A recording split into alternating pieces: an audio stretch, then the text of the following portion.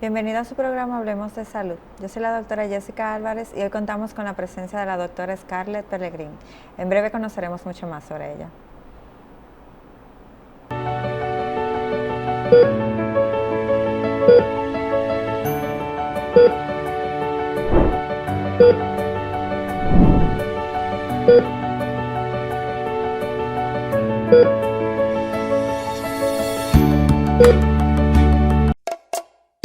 ¿Y tú? ¿Por qué tienes SENASA en el exterior? Amores, porque con el plan Larimar yo pongo a los niños y a mamá en el seguro. Así, le cubre su salud y yo trabajo aquí tranquila. You know? Con SENASA en el exterior, cuidas tu salud y la de los tuyos. Solicita tu plan Larimar ahora con repatriación de restos desde y hasta el país de origen. Más detalles en www.arssenasa.gov.do.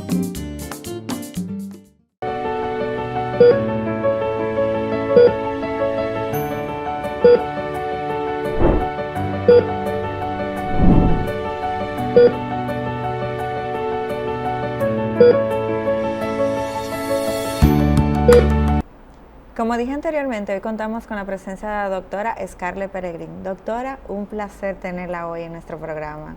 Muchísimas gracias por la invitación. Doctora, usted es ginecóloga y tiene un máster en reproducción asistida. Humana asistida. Sí. ¿Qué le motivó a irse por esta área de la ginecología? Porque casi siempre todos se van por la obstetricia. Realmente mi preparación académica Sí. separó lo que es la obstetricia con la ginecología. Entonces mi preparación es solamente en ginecología. Ok. Y en el caso de la reproducción asistida, ¿qué la motivó a irse por esta área? Dada la alta tasa que existe de mujeres que intentan quedar embarazadas Sí. y no lo logran, entonces eso me llamó la atención, de que quería aprender qué se puede hacer, a qué se debe. Sí, en nuestro país es muy alta la tasa de mujeres que pueden tener problemas para tener hijos. Realmente va a depender de la edad de la paciente, porque la fertilidad al paso de los años va disminuyendo. Entonces no es lo mismo una paciente de 24 años que Sí. una paciente de 35 años. Sí. Bueno, doctora, pero primero vamos a tocar el tema que veníamos hoy. Después sí le voy a preguntar muchísimas cosas sobre la infertilidad. Vamos a hablar de endometriosis, ya que próximamente estaremos celebrando el mes de la endometriosis. Sí, el mes de la endometriosis. ¿En qué consiste la endometriosis, doctora? La endometriosis es un crecimiento de tejido endometrial, que son estromas y glándulas fuera del útero. ¿Y por qué suele suceder esta enfermedad? Existen varias teorías, en el cual una que es la que más se habla es cuando hay un crecimiento del tejido endometrial, donde el endometrio, que es una capa del útero, se desplaza por las trompas y llega hacia la cavidad abdominal, causando inflamación y dolor. Sí, ¿y esto sucede desde que uno es muy joven o tiene algunas etapas, o sea, en ciertas edades que más se manifiesta? La mayoría de están desde los 25 hasta los 35 años, que es cuando se puede determinar que una paciente tiene endometriosis. Pero pueden haber casos de 18, 19 años que pueden tener endometriosis. ¿Y la endometriosis tiene síntomas iniciales? Claro que sí. Mucho dolor pélvico crónico, que la paciente tiene que dirigirse a una emergencia, a colocarse medicación, dolor 10/10. Cuando tiene relaciones sexuales, tiene que tener mucho dolor cuando le llega el periodo. También el proceso cuando le va a llegar la ovulación, también refiere mucho dolor. Sí.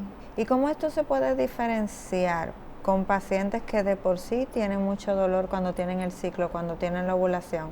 ¿O puede ser que esto sea una alarma, en verdad, para un posible caso de endometriosis? Puede ser una alarma, porque cuando sientes mucho dolor y tienes que ir a una emergencia, tienes un sangrado abundante con los periodos, eso te abre la mente y te dice, bueno, aquí no está sucediendo un periodo normal. Entonces, por eso la paciente decide ir a la visita del ginecólogo, donde se hacen una batería de analíticas y de estudios para determinar esta enfermedad. Sí, las analíticas son a través de imágenes. aparte en la sangre tenemos lo que es el marcador, el CA-125, y tenemos estudios de imágenes como la sonografía pélvica transvaginal y la resonancia magnética nuclear de pelvis, que nos habla de esta enfermedad. Sí. ¿El endometriosis se pudiera confundir por la sintomatología con alguna otra enfermedad que no pudiera afectar el aparato reproductivo? Claro que sí. Podemos tener enfermedades, infecciones de transmisión sexual que pueden causar mucha inflamación. Podemos tener embarazos ectópicos, podemos confundir con cualquier enfermedad que pueda causar un dolor en la pelvis. El diagnóstico entonces diferencial sería ya yendo a la consulta. Yendo a la consulta, se evalúa a la paciente, se hace una buena historia clínica, entonces dependiendo ya entonces si con medicamentos se puede mejorar o si no mejora con los medicamentos vía oral, pues entonces uno procede a hacer una laparoscopía y en la laparoscopía es que uno determina si esta paciente tiene o no endometriosis. Sí. ¿Hay alguna forma de cuando uno tiene la menstruación de jovencita darse cuenta de que puede tener posiblemente ser un caso de endometriosis con el tiempo? Realmente es más cuando haces una laparoscopía diagnóstica. Entonces, cuando ya ves colocando lo que es en el ombligo de la paciente, un pequeño lente que me permite visualizar la cavidad pélvica, y entonces ahí uno puede valorar si hay algún foco de endometriosis. Sí. Doctora, me imagino que siempre le preguntan esto, cuando le hacen la laparoscopía, a la paciente hay que dormirla, cuánto tiempo llega, o simple y llanamente es si hay que anestesiarla, o es un... No, es un procedimiento que se hace en quirófano. En quirófano. Y esta paciente requiere tanto evaluaciones, tanto por cardiología como anestesia. Y entonces, dependiendo si la paciente tiene problemas a nivel pulmonar, también requiere una evaluación por neumología. Entonces, cuando ya esta paciente está preparada, pues se decide a ser llevada a una intervención, a una laparoscopía diagnóstica, donde se anestesia, se coloca en una posición de laparoscopía, se hace una incisión a nivel del ombligo, se introduce lo que es el lente y entonces valoramos lo que la paciente o qué enfermedad podría tener la paciente. Entiendo. ¿Y cuánto tiempo más o menos dura este procedimiento? Va a depender de la etapa de la endometriosis, porque no es lo mismo una endometriosis que está en fase 1 que una endometriosis que está en fase 4. 3 y 4 no es lo mismo entrar y ver lo que es un foco 1, que es que puedes ver algunas de las afectaciones de la endometriosis, que cuando ya estás con una fase 4, donde hay endometriomas que afectan el ovario, donde hay adherencias que son densas y estas tienden a causar que se presenten, que el colon esté adherido al útero y la vejiga también. Ya acaba de hablar entonces de que tenemos 4 etapas. Exactamente. ¿Cuál sería la diferencia? Ya mencionó 2, pero ¿cuál sería la diferencia de etapa a etapa entre una y otra, y la sintomatología también que pudiera presentar la paciente? En la fase 1 son implantes que puedes encontrar tanto en el fondo de la pelvis. Son implantes que tú puedes con medicación tratarlas. Tú tienes lo que es la 2, que es algo un poquito parecida a la número 1, a la fase 1, que hay unos implantes y que pueden afectar un poco el ovario, pero son menores de 5 centímetros.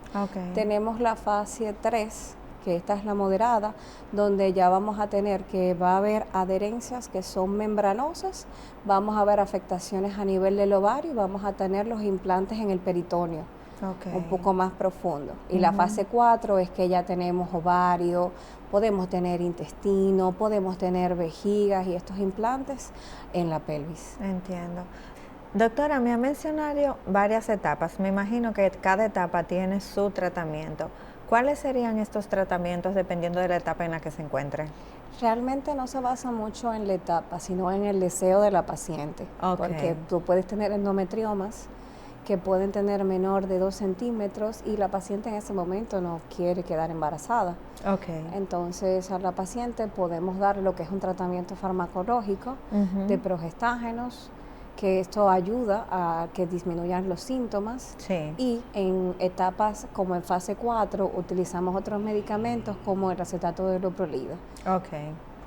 Y siempre, cuando tenemos una etapa 4, ¿qué tan peligroso sería para la fertilidad de una paciente? Está comprometida completamente. Sí. Y entonces, ¿cuál sería? ¿Tendría que operarse la paciente? ¿Qué sería lo ideal? Lo ideal que se está preparando estas pacientes en reproducción humana, haciendo lo que es la aspiración de estos folículos y preparando a estas pacientes para hacer las aspiraciones de estos óvulos para que luego en un futuro la paciente pueda llevar un embarazo. Ok. ¿Y qué tan complicado es que una paciente con endometriosis quede embarazada, doctora? Todo va a depender de la edad de la paciente y todo va a depender de qué tan lesionado está el ovario. Okay. Porque si tenemos un endometrioma que me afecta el ovario completo, ya donde están las células, donde tenemos las características sexuales de nosotros, que son los gametos, si están afectados, pues entonces esta paciente no tiene. Entonces por eso también se hace lo que es una hormona antimuleriana, que es una prueba en sangre que me dice cómo está esa reserva de ese ovario. Ok, entonces dependiendo de las reservas se toman las decisiones del lugar, me imagino. Exacto, y también de la paciente. ¿Cuáles complicaciones se puede tener aparte de la infertilidad con una endometriosis? A veces pueden presentarse obstrucción intestinal, pueden presentarse lo que es un parto prematuro por la afectación a nivel del endometrio. También podemos tener pacientes con cáncer de ovario. Ok, o sea que tienen múltiples factores. Complicaciones, sí. Doctora, ¿y la endometriosis es una enfermedad que tiende a verse con otras enfermedades o está sola? O sea, me refiero a que puede haber algún cuadro, ya sea hormonal o hereditario, que complique la situación. No un cuadro familiar, sino que esto es una enfermedad que afecta a diferentes órganos. Dígase vejiga, puede afectar el uréter, puede afectar el colon, puede afectar hasta el pulmón. Y cuando afecta a estos órganos, más o menos, ¿qué tipo de cuadros presenta o de síntomas? Mucho dolor, dolor a las relaciones sexuales, dolor hasta el caminar, o sea, todo. O sea, esa paciente en su diario vivir se siente deprimida en todo momento porque no puede tener relaciones sexuales con su pareja, tiene dolor con la menstruación, tiene dolor pélvico que tiene que dirigirse a una emergencia para ser medicado. Sí, ¿y tiene algún factor hereditario la enfermedad o no? Si hay un familiar de primera línea, es candidato a ser evaluado. Sí. Pero, por ejemplo, cuando afecta a la vejiga, suponiendo que afecta, ¿ya esa paciente tiene propensión a tener infecciones o simple y llanamente afecta la capa externa de la vejiga y le produce dolor? Puede afectar tanto la mucosa dentro de la vejiga, porque es una enfermedad que va afectando desde el mismo peritoneo, la misma vejiga, hasta llegar hacia la misma mucosa de la vejiga, causando una infiltración, porque va infiltrando en diferentes órganos. Pues entonces se comportaría como si fuera un cáncer, de cierta forma. Por eso es que es una enfermedad que está en estos tiempos llamando mucho la atención. Ya entiendo. Doctora, ¿y por qué se celebra para el día 14 de marzo el día, o sea, el Día Mundial de la Endometriosis? ¿A qué se debió esto? Es una enfermedad como que no se tenía mucho conocimiento. Sí. Causa mucho dolor en las usuarias, entonces se decide de poner este mes para celebrar a esas pacientes que han padecido esa enfermedad. Sí, es como un honor a esas personas que han pasado por esto, porque es como muy silente, la información es poca, o ahora mismo ya sí estamos teniendo una apertura mayor a información. Estamos teniendo más información, se están presentando más casos, se está sabiendo más de la enfermedad. Sí, pero quizás no se sabía de la enfermedad por desconocimiento y se asociaba a que las mujeres sentían que era un dolor natural que podía tener. Como ya tenemos la laparoscopía diagnóstica, eso también nos permite, y también los estudios de imágenes, también nos permiten determinar muchas enfermedades hoy día. Muchas en nuestra casa pudiéramos estar confundiendo la endometriosis con un dolor de menstruación cualquiera. ¿Qué sería una señal de alerta inmediata y qué debemos hacer a la hora de sospechar de que podía ser endometriosis? Si tienes un dolor y tomas un analgésico y el analgésico no te funciona, entonces comienzas a tener náuseas, tienes que dirigirte a una emergencia, pues entonces ya eso es una alarma que me conlleva que el paciente o la usuaria debería de visitar a un ginecólogo. Sí, y en caso de descuido, ¿cuáles serían las consecuencias de una persona que decida simple y llanamente hacerle caso omiso a ese cuadro de endometriosis? Puede hacer una pelvis congelada, podría esa paciente no tener descendencia a futuro, puede terminar a futuro también en un cáncer de ovario. Sí. O sea que hay que prestar atención. Exactamente. Cuando se refiere a pelvis congelada, ¿qué significa esto? Cuando tú tienes en bloque lo que es la vejiga, el colon, en la pelvis está todo unido. Ya me dijo anteriormente que no tenía cura la endometriosis, no tiene pero cura. ¿qué tanto se merman los síntomas con el tratamiento adecuado? No, la paciente puede tener un estilo de vida mejor, pueden hacer ejercicio, pueden retomar sus jornadas de trabajo. Mejora. Y desde la casa como nosotras, teniendo un diagnóstico ya positivo de endometriosis, ¿qué deberíamos cambiar en nuestro hábito de vida para ayudar a que no se complique la enfermedad? Me refiero, a veces podemos hacer ejercicio, qué tipo de ejercicio, a veces si la alimentación afecta o nos ayuda, ¿cuáles serían esas cosas que pudiéramos hacer? Yo a todas mis pacientes les recomiendo llevar un estilo de vida saludable. Es bueno que tengan una alimentación que sea baja en grasas, en carbohidratos, que se basen más en carnes y vegetales. También el hacer ejercicio de 3 a 4 veces en semana, no estar sedentarias, tratar de tener una vida activa. Sí. Doctora, ¿y con endometriosis se puede tener un embarazo? Se puede tener, claro que sí, claro que sí. Pero tiene que estar en una etapa en específico para poder. No necesariamente, porque con la reproducción humana ya podemos tomar ese óvulo de ese ovario y entonces se puede hacer una implantación en el útero a la paciente y esta puede llevar su embarazo.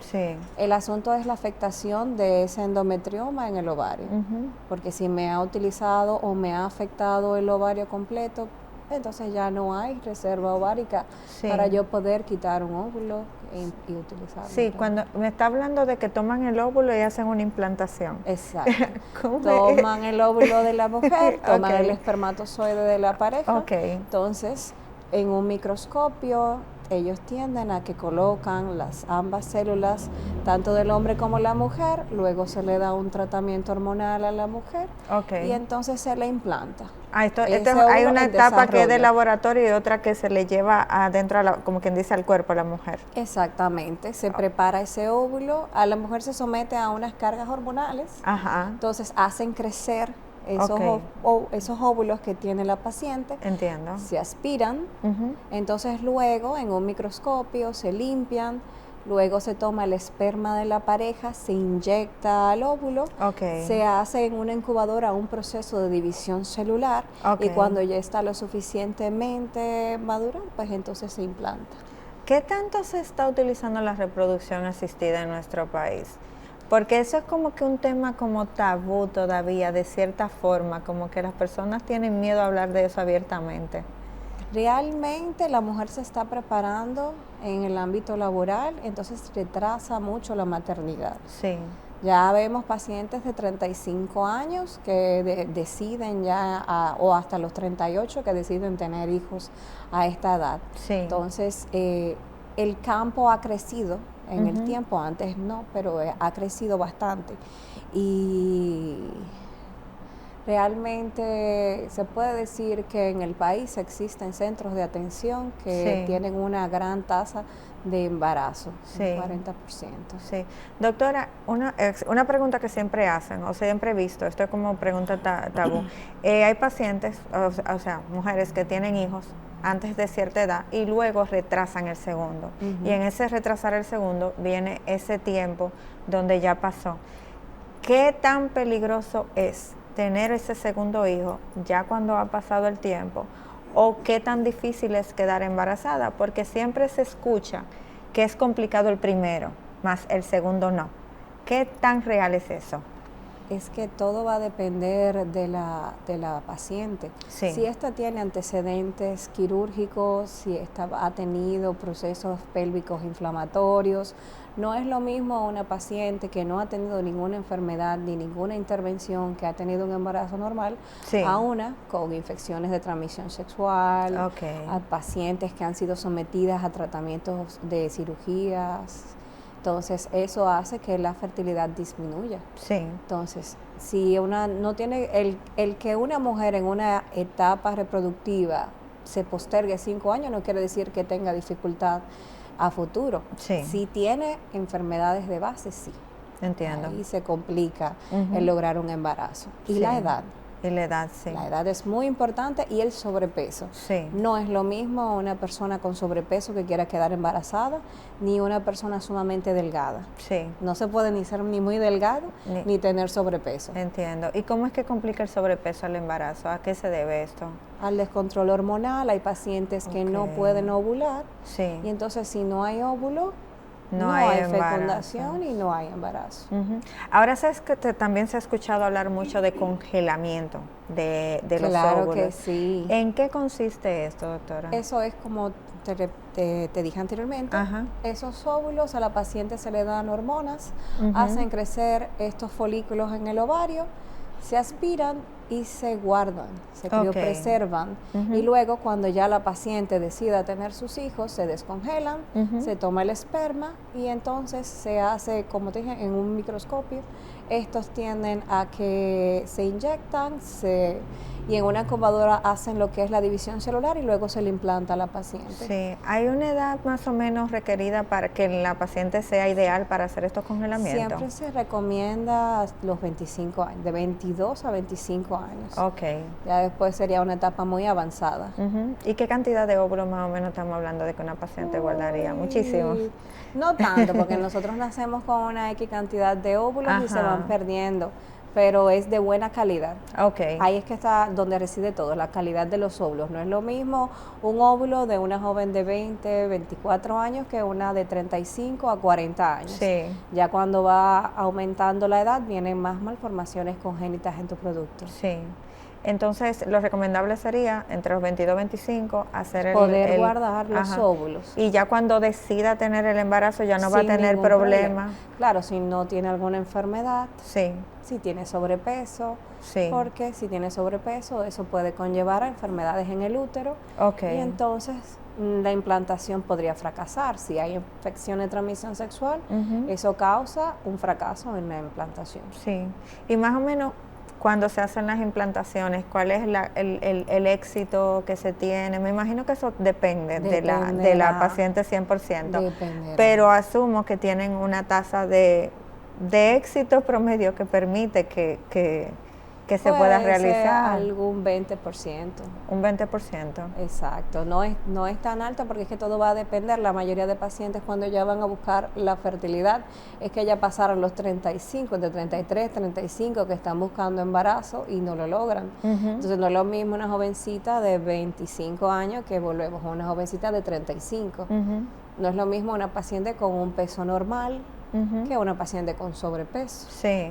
No es lo mismo una paciente que haya sido intervenida, una cirugía de ovario, que una que no haya tenido cirugías. O sea, Sí. todo va a depender de la paciente, de sus antecedentes. Ujú. Doctora, pero con el empoderamiento que estamos teniendo ahora, hablarle a una paciente de 22 o 25 años de que tenga un hijo está Yo se lo digo. Sí. Yo a toda paciente desde que tiene una enfermedad entra a mi consulta y le digo, tienes una enfermedad, no postergues el Ujú. embarazo. Sí. Porque ya tu órgano reproductor está dando enfermedades y complicaciones. Ujú. Entonces, es muy costoso el poder preservar los ovarios. Sí. Imagínate que una persona que por no preservar 29, 30 años, que vamos a decir que la mujer a esa etapa es que ya está siendo un ente productivo, Sí. y entonces buscar una gran cantidad monetaria para entonces poder guardar los óvulos. Ujú. Entonces, Exacto. como que nada, ¿Qué no es pasa. más seguro a la hora de una reproducción asistida? ¿El congelamiento de óvulos o ya cuando estamos hablando de la fertilización in vitro, que generalmente entiendo que se lo hacen a personas bien adultas? cuando una persona de 40 años quiere tener un hijo, algo así? Es diferente, porque la criopreservación es cuando estamos hablando de una persona joven, que yo Ajá. quiero guardar esos óvulos. Que se está previniendo. Exacto, que Ajá. yo no quiero tener hijos ahora, yo quiero seguir estudiando, yo quiero tener mis hijos a los 35, a los 40, o hasta los 50, o los 60. ¿A los 50 y a los 60 se puede tener con ese óvulo de los 22 años? Sí. Ay, mi madre. Sí, sí Wow. se puede. Todo bien. Y todo bien, porque acuérdate que la carga genética del producto está desde tus 25 años, que era tu edad reproductiva. El asunto es que cuando llega a los 50, Sí. una diabetes, una hipertensión, Entiendo. esas libras que se aumentan, ese daño Sí. que a nivel de los vasos sanguíneos Sí. va afectando el embarazo. Sí, doctora, pero usted está dando una información muy importante porque se han vuelto virales últimamente muchísimas mujeres que no conocían de este procedimiento y por eso no han podido tener hijos a pesar de hacerse múltiples tratamientos. Por eso te dije que hay clínicas, Ajá. ha crecido en el país, o sea, las clínicas de reproducción humana asistida, Sí. porque eso antes no era algo que se podía ofertar, pero sí, ya Sí. sí se puede ofertar a las usuarias. Sí. Entonces, en el caso de cuando ya estamos buscando fertilización, en esa etapa ya de la 40, 50, bueno, 50 no, 40, ¿qué tan difícil es conseguir un embarazo y qué tan Todo va a depender de la calidad del óvulo. siempre va a ser la calidad La del calidad óvulo? del óvulo. Sí, pero el óvulo baja mucho de calidad después de los 30, 35. Después de los 35 va disminuyendo y se hace más difícil poder quedar embarazada. No es imposible, Sí, claro. pero como vuelvo y te repito, pueden presentarse malformaciones congénitas Ujú. después en estas pacientes por encima de los 40 años. Sí. Y parto prematuro porque Ujú. cuando estas pacientes con 40 años, afectaciones cardiovasculares como hipertensión arterial sistémica, Sí. que deciden quedar embarazadas, el embarazo se tiene que terminar antes de tiempo y se pierde. Sí, se pierde, o sea, te tiene que terminar antes del Antes tiempo, del tiempo y por el bebé no- preeclampsia y este tipo de Exactamente. situaciones. Exactamente. ¿Qué tanto se complica el cuadro? ¿A partir de qué edad se complica realmente el cuadro? Porque siempre hablamos de los 40, de pero los 35. de los mujer después 35 ya comienzan los 35 problemas. años ya puede presentar complicaciones en el embarazo. Y es generalmente en la etapa que todas queremos comenzar a tener hijos. Porque la mujer quiere prepararse y entonces se prepara, quieren hacer maestrías, Ujú. entonces ahí retrasan lo que es la parte de quedar embarazadas Sí. y entonces ahí vienen después las complicaciones. Ujú. Entonces dejarlo para después no sería una opción para nosotros, en verdad. Al menos que si Que tú utilicemos tienes la si reproducción. tú decides y tienes la solvencia económica para tú poder pagar lo que es poder preservar y guardar esos óvulos en una clínica de fertilidad, Ujú. lo puedes hacer, pero Sí. no todo el mundo tiene esa solvencia Exacto, económica sí. para eso. Doctora, ¿y esas clínicas para preservación de óvulos se encuentran ya en el país? Porque sí he escuchado Claro de que que hay sí. que enviarlos fuera del país. No. Ya eso no existe No, fuera eso del no país. existe. Aquí tenemos clínicas que tienen incubadoras Ajá. y que pueden guardar esos óvulos. ¿Y los óvulos qué tiempo tienen de vida o de que se pueden Todo el preservar? que tú quieras. Eso es como el dinosaurio que teníamos congelado y de repente se descongeló. Así mismo. Wow. Lo puedes guardar, el asunto es cuando ya la paciente decida llevar el embarazo. Ujú. Porque no es lo mismo llevar un embarazo a los 40 que querer un embarazo a los 60. Claro, No sé si has claro. visto muchas noticias donde una señora de 60 años quedó embarazada, pero fue con un óvulo donado. Porque también se utiliza el óvulo donado. Exactamente, tú puedes tener óvulos. No, o sea, los óvulos donados se utilizan, Ajá. pero existe lo que es la parte legal donde no en muchos países Ok. se está permitido la utilización de óvulos donados, pero Ok. sí se pueden usar. ¿En nuestro país se permite o no está permitido? Mm. No es- Pero aunque no está permitido, ¿en qué consiste el tratamiento del óvulo donado? ¿Eso es como si fuera un vientre de alquiler? No. ¿O es que me regalan un óvulo? ¿Me lo regalan? No, hay que pagarlo. Lo tienes que pagar. ¿En qué Así consiste? mismo. Realmente tú buscas a una candidata de Ujú. una edad joven, 22, 23, 24 años, Ujú. que tenga características genéticas tuyas, que se vea como tú y entonces a esa persona se le paga para que ella pueda donar ese óvulo y se te implanta a ti. El vientre de alquiler es que yo tomo el óvulo tuyo, que tú estás en una edad para poder tener un óvulo de calidad, y entonces tomo el esperma de tu pareja y lo implanto en el útero de esa persona. Ok.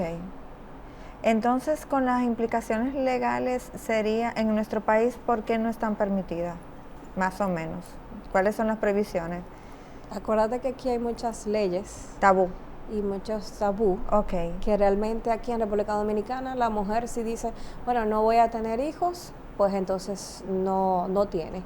Si Dios no le dio la oportunidad de quedar con un embarazo propio, mejor no lo tiene. Sí. Pero yo entiendo que si tiene un esposo que tiene una calidad de espermatozoides bueno, podría implementar lo que es la compra de óvulos. Justo eso le iba a preguntar, pero lamentablemente debemos ir a la pausa, pero sí se lo voy a dejar. ¿Qué tanto afecta también la calidad del esperma del hombre a la hora de la fecundación? ¿Y cómo se pueden resolver estas situaciones? En breve volvemos con su programa Hablemos de Salud.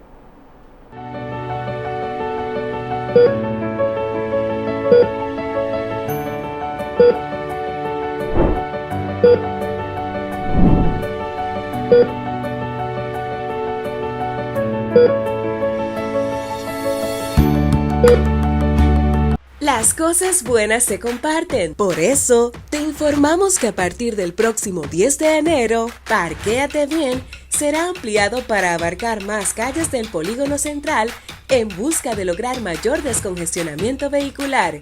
Implementaremos Parquéate Bien en el sector Naco y contamos con tu apoyo para lograr vías más transitables. Colabora por una ciudad en orden y una mejor convivencia. Parquéate Bien.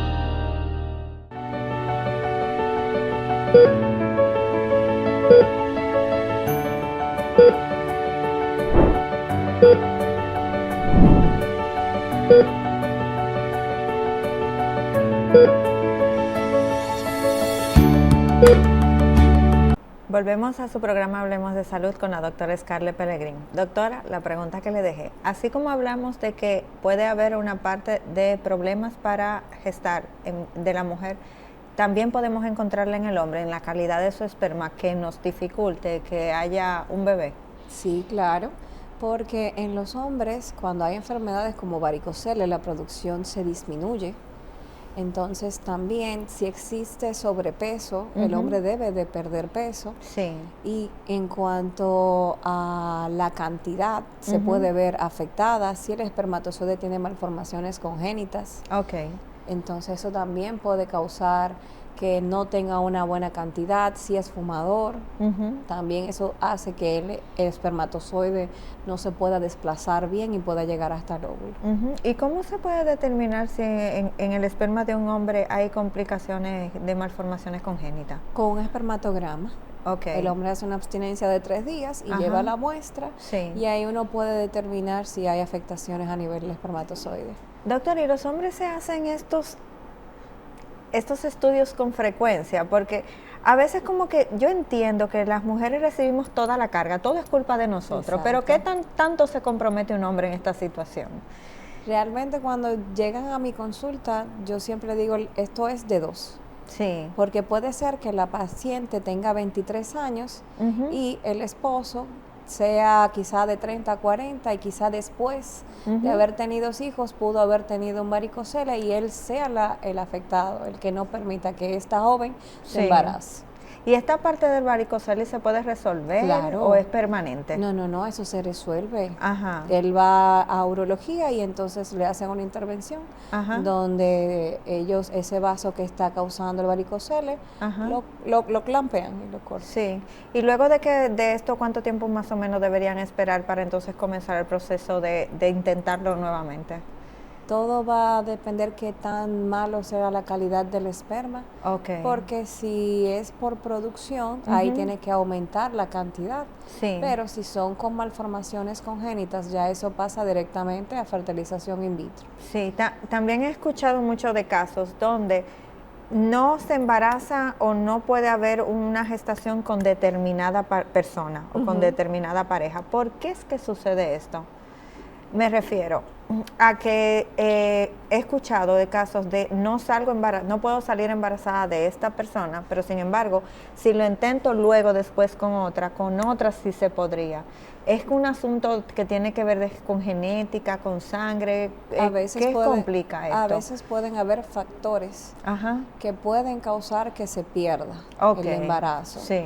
Pero la mayoría de veces es que puede que el óvulo de la persona no sea de buena calidad o el mismo espermatozoide del hombre. Sí, pero no existe eso de que se han escuchado de que fulano no puede tener un embarazo conmigo, pero sí pudiera tenerlo con otra persona. También depende si ella tiene enfermedades como miomas, pólipos. Todo va a depender de la historia de esa paciente. Si tiene infecciones de transmisión sexual, todo va a depender. Doctor, ¿y no ha tenido en la consulta casos donde es el hombre el que no puede tener hijos y cómo maneja esto? Claro que sí. ¿Y cómo se maneja esta situación?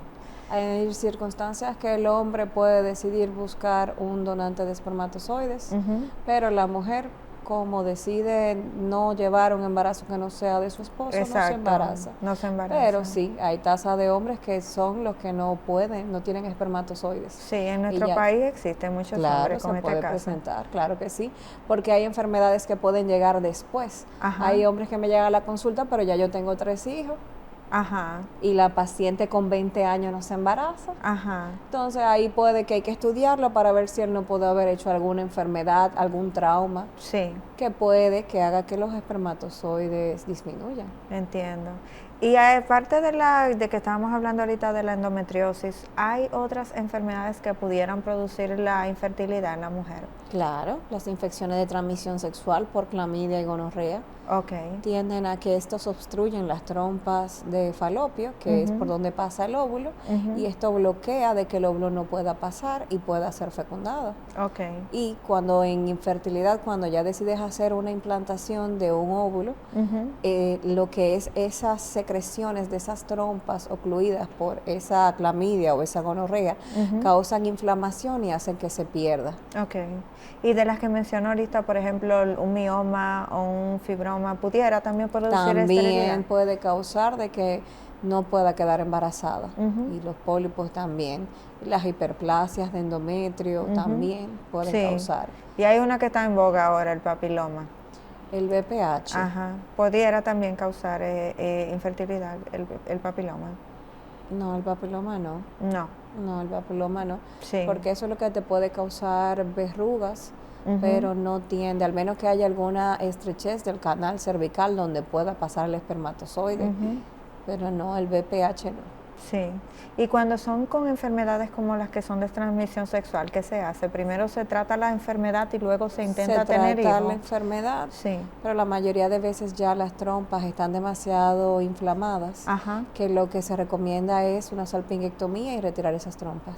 Entiendo.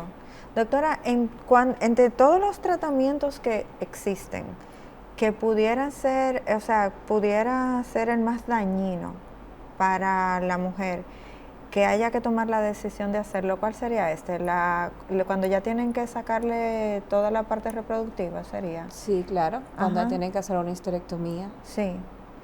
Y generalmente a las mujeres se lo hacen después de determinada edad.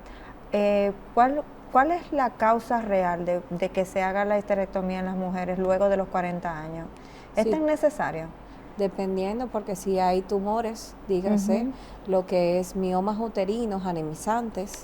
Si tienes una hiperplasia de la glándula del endometrio, entonces esto causa sangrado en las pacientes y que no se pueda controlar con medicamentos. Tú no vas a tener una paciente anemizada o con pólipos o que le esté causando afectación tanto en su vida diaria y en todo el tiempo con un sangrado, pues entonces ya ella opta ya por una histerectomía. Ya ella pasó la etapa reproductiva, ya no va a tener más hijos, ya ella decide que ella ya no quiere tener el útero sangrando el mes completo y decide optar por una histerectomía. Sí. Y en el caso de un cáncer ya tratado, ¿cómo se maneja la fertilidad? Si digamos una paciente que ya le dieron de alta. No, porque antes de que tú decidas someter a un paciente a quimioterapia o radioterapia o alguna intervención, hay que valorar en esta paciente si va a querer tener hijos a futuro, porque lo que es la quimioterapia me afecta la calidad de los óvulos. Entonces, si hay una paciente oncológica, lo más recomendable es que ella guarde sus óvulos para luego utilizarlos. También se implementan quirúrgicamente suspender los óvulos a la pared abdominal, pero es mejor esos óvulos aspirarlos y dejarlos guardados. Cuando habla de suspender los óvulos, ¿cuál es este procedimiento? Esto es por la laparoscopía. Pacientes que van a ser radiadas por cáncer de cuello uterino, se toman los óvulos y por la laparoscopía se suspenden a la pared de la cavidad abdominal. Entonces, para que se mantengan alejados del cuello y esta paciente pueda ser sometida. Y luego del sometimiento, entonces se libera nuevamente para que pueda seguir su proceso de ovulación. Exactamente. ¿Ha tenido muchos casos de pacientes que después de salir de esta situación han podido tener sus hijos sin ningún problema? No se le ha presentado. No se me ha presentado ese caso realmente. Cuando era residente se presentó ese caso de una paciente que los óvulos, pero no sabemos a futuro si ya ella después decidió quedar embarazada o si lo logró. No tengo ese dato. Doctora, siempre hay un caso de éxito que nos marca. Me imagino que usted tuvo el suyo, un caso reto que es el que nos marca. ¿Cuál fue la complicación más grande que usted tuvo con esa paciente que luego la llevó a la satisfacción de poderla ver realizarse y ser madre? Cuando hice una miomectomía y a la paciente le estaban ofertando una histerectomía y yo le dije, no, vamos a intentar hacer una miomectomía donde estaba comprometida la cavidad endometrial. Entonces le retiramos el mioma y ella me enseñó y fue a consulta con su bebé. Y me agradeció, gracias a la doctora Pellegrín, ahora tengo mi bebé. Sí, porque generalmente a veces somos muy invasivos o somos muy negativos en cuanto vemos la simpleza, vamos a resolverlo por el lado simple, pero siempre hay otras alternativas. En cuanto a esa parte, ¿qué tan necesario es escudriñar bien a través de los análisis, las imágenes, para poderle alargar a la paciente ese momento de poder ser madre?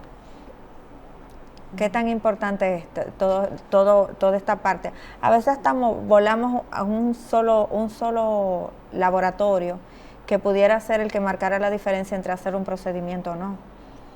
Es que va a depender de la enfermedad de la paciente, porque no es un laboratorio que le haga, que me determine, es la misma historia clínica. Porque si una paciente me dice tengo sangrado irregular, entonces te llega con una sonografía y te habla de que tiene un mioma o que tiene un pólipo o que tiene un engrosamiento del endometrio. Entonces son enfermedades que se encuentran en el útero que a veces, tienden a afectar completamente el útero. Y entonces cuando quieren intentar quedar embarazadas, pues entonces no lo logran. Y entonces hay que someterlas a intervenciones quirúrgicas para resolver eso y luego ellas embarazarse.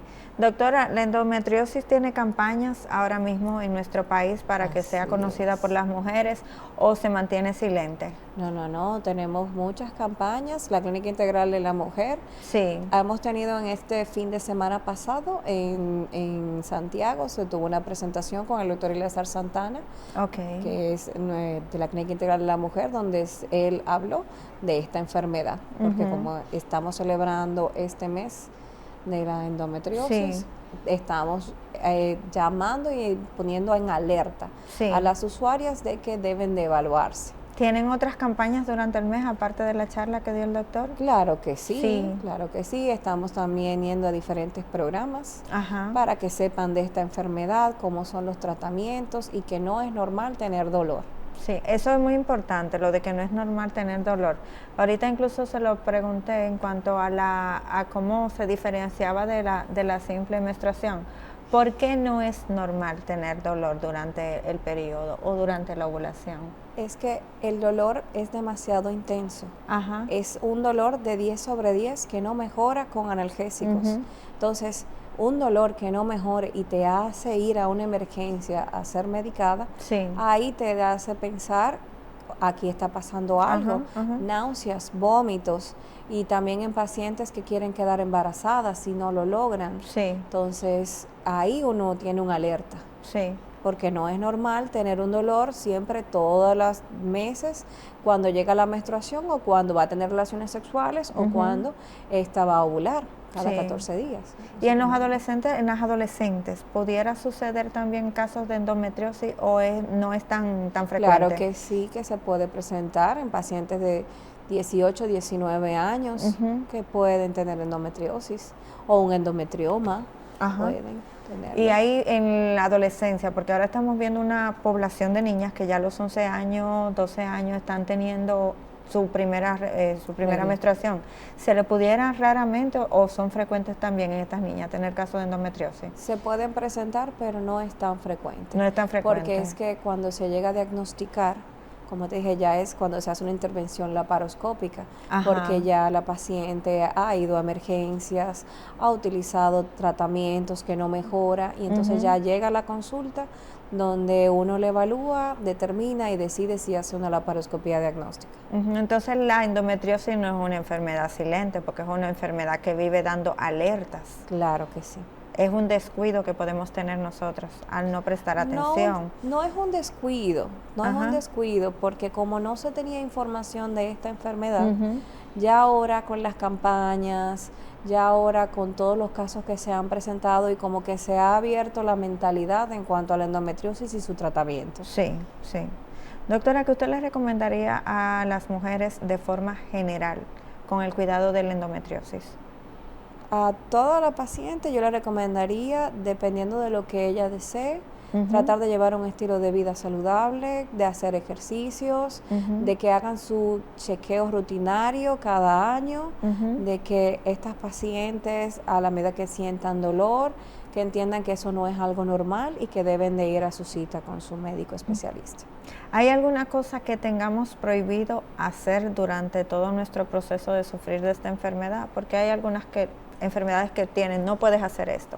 La endometriosis tendría esa también. Es que en la endometriosis tu vida completa se ve afectada.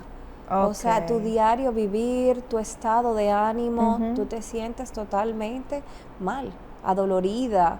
O sea, no eres un ente ni para el trabajo. Se inflama el Te abdomen. inflamas el abdomen, es como tener la menstruación un mes completo. Es hasta tener problemas cuando tú quieras ir a evacuar e ir al baño. Ok. Porque entiendo. como hay afectación, adherencia a nivel del colon, Ajá. esto afecta el intestino y puede causar obstrucción y hasta molestias cuando la paciente va al baño. Si una paciente sospecha de endometriosis, ¿qué usted le recomendaría que haga inmediatamente? ¿Qué pasa a su cita con su ginecólogo para que le evalúe? Sí, que pase el ginecólogo para que le evalúe y que no tenga miedo, me imagino también. A veces No. tenemos miedo. Lo que pasa es que tenemos enfermedades, el asunto es en el momento que la detectamos, Ujú. porque no es lo mismo una endometriosis detectada en una etapa 1, Ujú.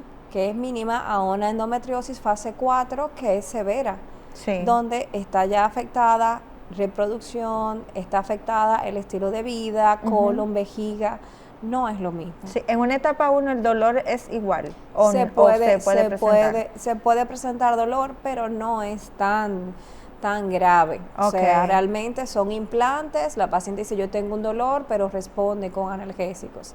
Y Ajá. cuando la determinas es cuando haces una laparoscopía diagnóstica y ves Sí. esos focos de implantación en la pelvis. Pero quizás porque no tiene este dolor tan frecuente en la etapa 1 es que hay quizás un descuido puede, por parte de la sí. paciente y entonces evoluciona. Exactamente, eso sí podría Ajá. suceder. pero es que no a todas las pacientes porque lleguen con dolor, tú le vas a ofertar una laparoscopía diagnóstica, entonces tú la conoces, vas viendo en el tiempo cómo ella, con la utilización de tratamiento farmacológico, cómo ella va evolucionando. Sí, ¿y qué tan rápido puede pasar una endometriosis de una etapa 1 a una etapa 4?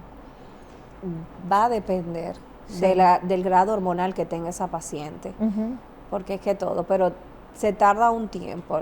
Sí. Claro, no di que un mes y exacto. ya tengo. No es como, no es como un cáncer, exacto, a los 3 meses te porque es agarró. una ovulación. Cada vez que llega la menstruación es mensual. Y van pasando los meses y entonces ahí se presenta la enfermedad. Entiendo. Doctor, ¿algún consejo que le quisiera dejar a la población en este momento y sobre todo celebrando este mes, el mes de la endometriosis en nuestro país? Un consejo. De verdad, a toda paciente con endometriosis, no postergue su fertilidad, acuda a su médico, hágase sus exámenes rutinarios, porque es una enfermedad que puede ser silente y uno no darse cuenta, pero a veces puede dar muchos síntomas y cuando ya está muy avanzada, ya es una enfermedad que la cura termina en histerectomía. Entiendo. Si alguien decidiera contactarla, ¿dónde pudiera conseguirla, doctora? Nosotros estamos en la Clínica Integral de la Mujer en Sedimat, Plaza de la Salud. En la Clínica Integral trabajan todo lo que tiene que ver con fertilidad. Estamos implementando la fertilidad. Están implementando la fertilidad. Claro, porque es, como te digo, es costosa y que eso conlleva. Por eso están los centros de atención de fertilidad. Sí, pero le digo algo, doctora. Baja complejidad. Sí, no importa qué tan costosa, a veces los pacientes cuando tienen ese deseo innato juntan y hacen su esfuerzo, y más cuando el producto es un bebé. No, claro, se hace el sacrificio. Sí, se hace pero el sacrificio. Como te digo, esto es la reproducción humana asistida es costosa. Sí. Entonces eso te impide. Te limita. Exactamente. Entonces uno quiere darle y determinar cuál es la causa para poder ayudar al paciente, pero entonces los impedimentos económicos de las pólizas de seguro que no pueden darle cobertura, eso te retrasa. Te retrasa el procedimiento. Como te digo, es costoso. Sí. Bueno, doctora, muchísimas gracias por haber venido a nuestro programa. Esto ha sido todo por hoy en su programa Hablemos de Salud y se despide hasta un próximo encuentro la doctora Jessica Álvarez.